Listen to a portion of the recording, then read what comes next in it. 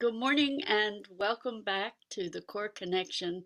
I'm Mira Rubin here with you on Enlightened World Network. Let's take a few minutes to just settle in together. Take a deep breath through your nose. Hold it for a couple seconds, and as you exhale, imagine all the tension just flowing out of your body. And take another deep breath in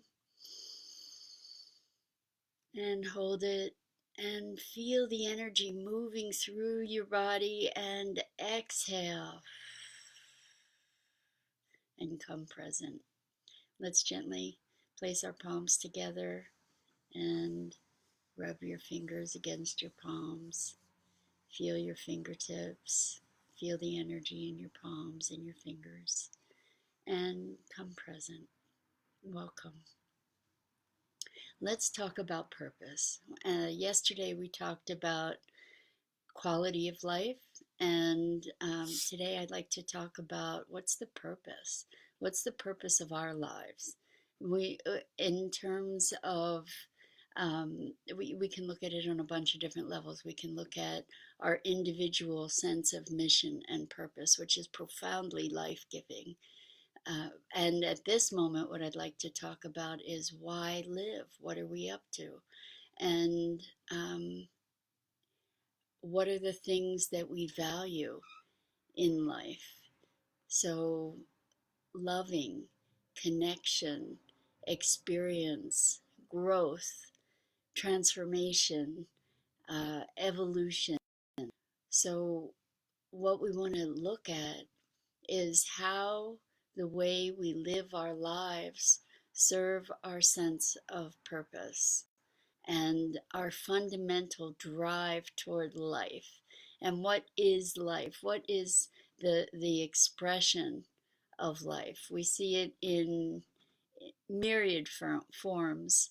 And if we imagine that the purpose of life is to experience itself and expand, then our purpose is to have these experiences and embrace them richly and revel in the richness of life. I often refer to life as the ticket ride.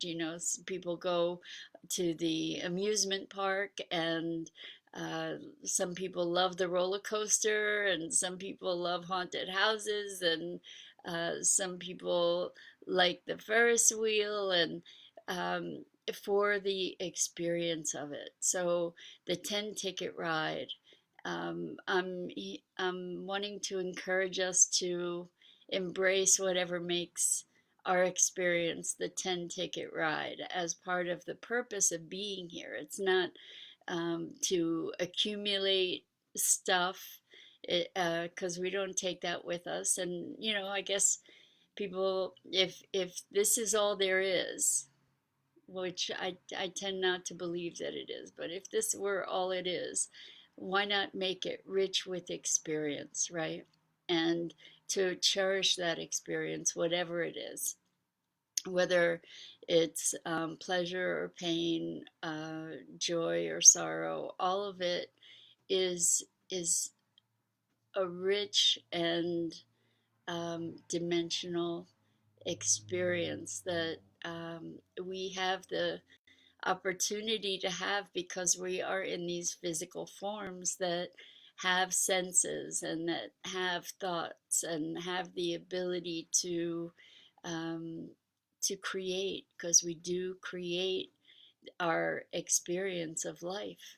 We do create the joys and the sorrows of it in the way that we interpret the events and occurrences in our lives.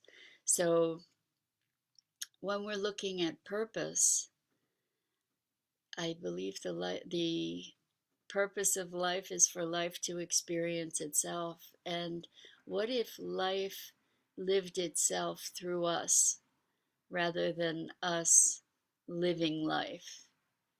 It's an interesting twist to consider as we look at how we express life in its vital form. You know, how do we express ourselves? So this goes back to identity and how we identify with our roles in the world, you know, as teacher or healer or friend or spouse or sibling or child or parent. And we take on all these identities that then influence, if not constrain, the way that we express ourselves and express life in the world. And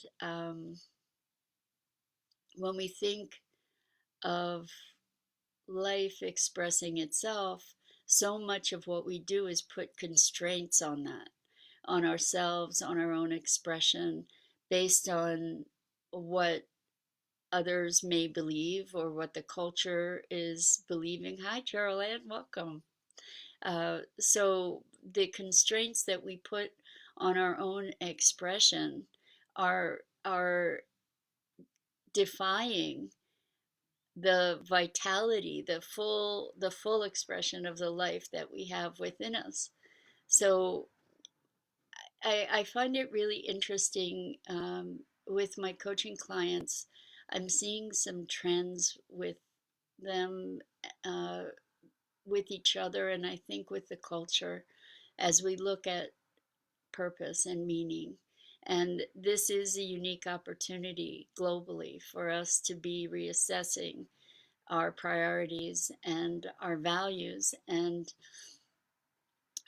one of the things that I've noticed is that each one of them has experienced an inward focus that has brought them to question the assumptions that they've lived with in terms of the roles and responsibilities that they've taken on, and the identities that they have around these things.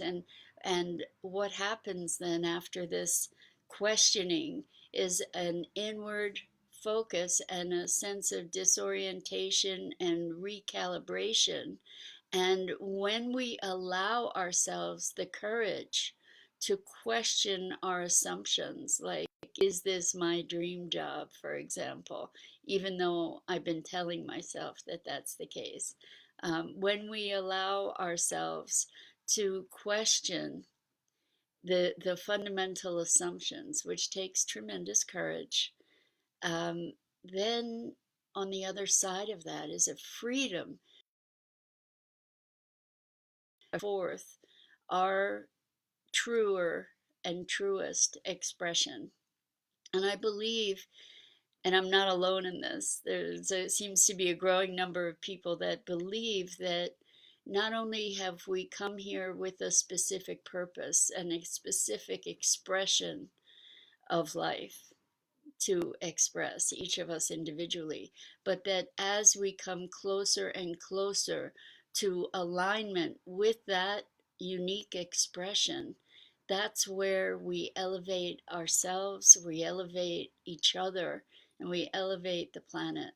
And so I'm inviting you to imagine with me that each of us is coming into fuller and fuller expression of our unique, joyful, fulfilling purpose, and that we have the courage to listen to our internal song, and then the greater courage to sing it. So that's it for today.